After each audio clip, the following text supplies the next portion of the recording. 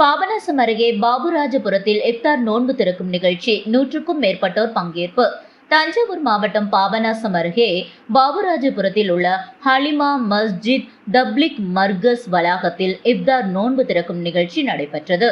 விழாவில் இந்நிகழ்ச்சியில் அனைத்து ஜமாத்தார்கள், அனைத்து மதத்தினரும், நிர்வாகிகள் மற்றும் பொதுமக்கள் என பலர் கலந்து கொண்டனர். பாபநாசம் செய்திகளுக்காக ஆர் தீனதயாளன்.